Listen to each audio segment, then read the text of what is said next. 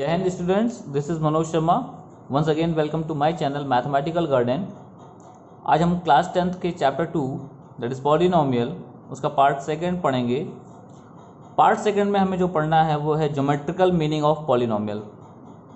Polynomial में आपने जो जीरोज़ पढ़ा था, ठीक है ना, उनको देखना है। तो पॉलिनोमियल मैंने यहाँ पर लिखा जरूर है, एक्चुअल में ये है ज्योमेट्रिकल मीनिंग ऑफ जीरोज़, है ना, है तो पॉलिनोमियल का ही पार्ट। तो जीरोज़ में हम ये जानेंगे कि एक्चुअल में जब हम ग्राफ बनाते हैं किसी भी पॉलिनोमियल का तो जीरोज़ का मतलब क्या होता है, right. Now one by one हम चलते हैं और सबसे पहला लेकर यानी लीनियर पॉलिनोमियल। लीनियर पॉलिनोमियल क्या है, आप सभी को पता है कि ऐसा पॉलिनोमियल जिसकी डिग्री क्या हो, 1 हो। तो यहाँ पर मैंने एग्जांपल लिया, we have P X equal to 2x + 3, एक लीनियर पॉलिनोमियल है। इनको मैंने लेट किया y is equal to 2x + 3। y क्यों? क्योंकि मुझे इसका ग्राफ बनाना है, तो px कहाँ बनेगा, y एक्सिस पे।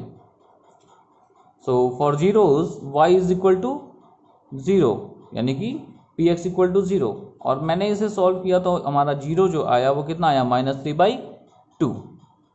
ठीक है, ये जीरोज फाइंड आउट करने का मेथड आपको पता है, इसके पहले वाले वीडियोस में बताया भी गया है। अब आते हैं इसके ज्योमेट्रिकल मीनिंग पर। इसी ग्राफ को, इसी पॉलिनोमियल को, जो लीनियर पॉलिनोमियल है हमारा, अगर हम ग्राफ में ड्रॉ करें तो क्या होगा।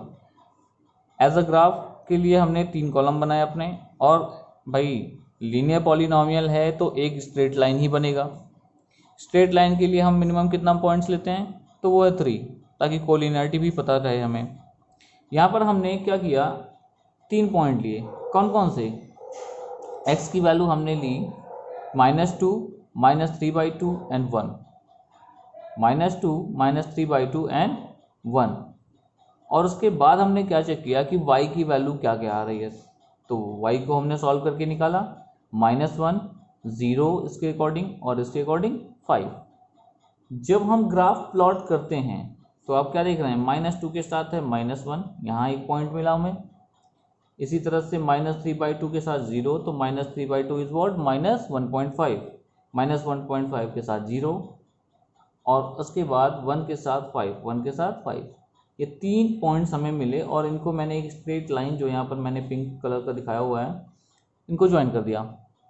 आप ग्राफ जब भी बनाएंगे तो पेंसिल से ही बनाएंगे, यहाँ पर शो नहीं होता पेंसिल, इसलिए मैंने इसको कलर पेन से बनाया हुआ है। अब जीरो का मतलब क्या हुआ, आप देखिए जीरोज आया था -3/2, ठीक है। आप ग्राफ लाइन पे अपने देखिए तो -3/2 x एक्सिस में कहाँ है, यहाँ पर है। और इसके लिए y एक्सिस यानी कि px जो हमारा है उसकी वैल्यू कितनी है, तो 0। यानी कि ओवरऑल कंक्लूजन ये हुआ कि zeros are those value of x और variable where the y becomes 0, है ना। यानी x एक्सिस पर वो पॉइंट जहां पर एक ग्राफ लाइन x एक्सिस को काट रहा हो, इंटरसेक्ट कर रहा हो, उसे हम कहते हैं जीरो। x एक्सिस पर वो पॉइंट जहां पर y 0 है, भाई x एक्सिस पर हर जगह 0 होगा y, पर हमारी ग्राफ के अकॉर्डिंग कहाँ पर है वो पॉइंट, तो वो पॉइंट यहाँ पर है -1/1.5 पर, ठीक है। ये इसका ज्योमेट्रिकल मीनिंग हुआ। अब हमको पता है कि जब हमारा लीनियर पॉलिनोमियल होगा तो हमारे पास जीरो, नंबर ऑफ जीरोस 1 होंगे। पर बात करते हैं अगर हमारे पास क्वाड्रेटिक पॉलिनोमियल हुआ तो नंबर ऑफ जीरोस मैक्सिमम कितने होते हैं, 2। तो एक ऐसा क्वाड्रेटिक पॉलिनोमियल हम लेते हैं जहाँ पर नंबर ऑफ 2 जीरोस निकलते हैं, है ना, और उसके अकॉर्डिंग हमारा जो ग्राफ बनता है वो पैराबोलिक बनता है। वहाँ पर डिस्कस करते हैं क्या होता है। Now for quadratic polynomial we have px equal to x square -3x - 4। मैंने एक एग्जांपल ले लिया यहाँ पर, x square -3x - 4, let y is equal to x square -3x - 4। और जब मैंने इसको जीरोस के लिए सॉल्व किया तो हमारा आंसर क्या आया, हम इसे फैक्टराइज करेंगे, है ना। फैक्टराइज करेंगे तो आएगा x + 1 under bracket another bracket x - 4 is equal to 0। आपने पढ़ रखा है कि ZPR, मैंने बताया आपको, जीरो प्रोडक्ट रूल, जहाँ पर क्या कहते हैं कि 2 नंबर का मल्टीपल अगर 0 हो रहा है तो उनमें से कोई एक भी कोई भी एक 0 हुआ तो टोटल मल्टीपल 0 हो जाएगा। तो यहाँ पर ZPR यानी जीरो प्रोडक्ट रूल जैसे ही मैंने यूज़ किया तो x + 1 = 0 और x - 4 = 0 हो गया। फाइनल जो वैल्यू आई वो क्या हुई, x = -1 एंड x = 4, यानी 2 जीरोज हमें यहाँ पर मिल गए। अब आइए देखते हैं कि इसका अगर हम ग्राफ ड्रॉ करते हैं तो वो किस तरह से होता है। चलिए, तो हमने जब इसको सॉल्व किया वैल्यूज़ पर, है ना, तो हमने क्या किया कि y = px को मैंने y ले लिया और उसके बाद x² - 3x - 4, इसको मैंने ग्राफिकल जब सॉल्व किया तो x की वैल्यू पहले मैंने ली -3, देन -1, देन 3/2, 4 एंड 6। रिगार्डिंग अगर मैं सॉल्व करूं और हमारे पास जो y की वैल्यू आ रही है -3 पर आ रही है 14, -1 पर आ रही है 0 और 3/2 पर आ रही है -25/4 और 4 पे आ रही है 0 और 6 पर आ रही है 14। अब अगर हम इसका ग्राफ बनाएं, हम इसका अगर ग्राफ ड्रॉ करें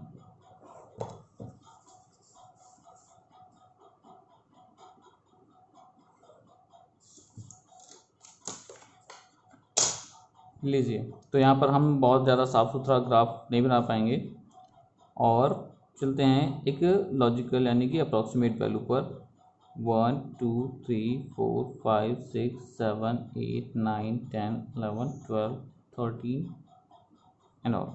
1 2 3 4 5 6 7 8 9 10 11 12 13 1 2 3 4 5 6 7 8 9 10 11 1 2 3 4 5 6 7 8 9 10। चलो, अब यहाँ पर हम देख रहे हैं कि अगर हम -3 ले रहे हैं x एक्सिस में, तो x एक्सिस में 3 माइनस कहाँ है, 1 2 3, हियर इज -3, और तो y की वैल्यू कितनी होगी 14। 1 2 3 4 5 6 7 8 9 10 11 12 13 14, सपोज हियर, और यहाँ -3 पर हमको क्या मिल रहा है 14, यानी एक पॉइंट हमको यहाँ मिल रहा है। सिमिलरली -1 पर क्या मिल रहा है, -1 पर मिल रहा है 0, एक पॉइंट हमारा ये हो गया। 3/2 पर क्या मिल रहा है, -25/4, -25/4 इज नियर अबाउट -6.25, ठीक है। तो -6.25, 3/2 मीन्स पॉजिटिव 1.5, 1.5 पर -6.25, 1 2 3 4 5 6 and 6.25 is near about here. तो point number 1, point number 2, point number 3, again 4 पर 0, तो 1 2 3 4, here is 0, और 6 पर 14, है ना, तो 6 पर 14, 1 2 3 4 5 6, यहाँ पर हमारे पास ये हो गया हमारा 14 वाला। अब जिस ऑर्डर में मैंने इसको बनाया है फ्री हैंड हम इसको ज्वाइन कर देंगे। फ्री हैंड जब ज्वाइन करेंगे तो हम क्या देख रहे हैं कि 2 पॉइंट हमको ऐसे मिले जो वहाँ पर एक्स एक्सिस को ये ग्राफ टच कर रहा है, ठीक है। और वो पॉइंट कौन से हैं, वही हैं जो मैंने अभी जीरोज़ निकाले थे, ठीक है। अब इस ग्राफ को ड्रॉ करने के लिए जो सबसे बेटर सोल्यूशन है वो क्या है कि सबसे पहले आप इसका वर्टेक्स फाइंड कर लीजिए। अब आप सोच रहे होंगे कि सर ने ऐसी वैल्यूज़ क्यों ली है, तो वहाँ पर हम क्या कह रहे हैं कि इसका वर्टेक्स फाइंड कर लीजिए। वर्टेक्स क्या होता है, तो वर्टेक्स होता है जहाँ पर ग्राफ टर्न करता है, जहाँ पर ग्राफ टर्न करता है उसी पॉइंट को हम वर्टेक्स कहते हैं। और वर्टेक्स फाइंड करने का फॉर्मूला क्या है, तो वर्टेक्स फाइंड करने का जो हमारा फॉर्मूला है that is -b/2a, -d/4a। Given polynomial, quadratic polynomial के लिए a b c की वैल्यू तो आपको पता है कहाँ से मिलती है, right. The coefficient of x square is known as a, coefficient of x is known as b and constant term is c, है ना। अब यहाँ पर कैपिटल D क्या है, तो कैपिटल D इज डिस्क्रिमिनेंट। ये क्या है, डिस्क्रिमिनेंट, जिसकी वैल्यू होती है, आपने सीधा सीधा चार फॉर्मूला पढ़ा होगा, v² - 4ac, ठीक है। आपको ये फाइंड आउट करना है। तो सबसे पहले आप ये फाइंड आउट कर लीजिए कि हमारा वर्टेक्स कहाँ होगा। वो वर्टेक्स आप मिडिल में रखेंगे। और जैसा कि लीनियर पॉलिनॉमियल के मैंने कहा है कि एटलीस्ट 3 पॉइंट्स होने चाहिए, वैसे ही पैराबोलिक अगर हमें ग्राफ ड्रॉ करना है यानी क्वाड्रेटिक पॉलिनॉमियल का ग्राफ ड्रॉ करना है तो हमारे पास एटलीस्ट 5 पॉइंट्स होने चाहिए। ठीक है, तो हमने वर्टेक्स निकाला, वो हमें मिला 3/2 एंड -25/4। तो ये 3/2 एंड -25/4 मैंने पहले से ही निकाल के रखा है एज अ वर्टेक्स और उसको यहाँ पुट कर दिया। देन इससे इक्वल डिक्रीमेंट पर और इक्वल इंक्रीमेंट पर हमने वैल्यूज़ लिखी इन एक्स एक्सिस और उसको मैंने सॉल्व किया वाई के लिए। तो जो वैल्यूज़ आई हैं उससे मैंने ड्रॉ किया इसको। अगर आपको ड्रॉ करने में कहीं प्रॉब्लम आती है तो बताइएगा।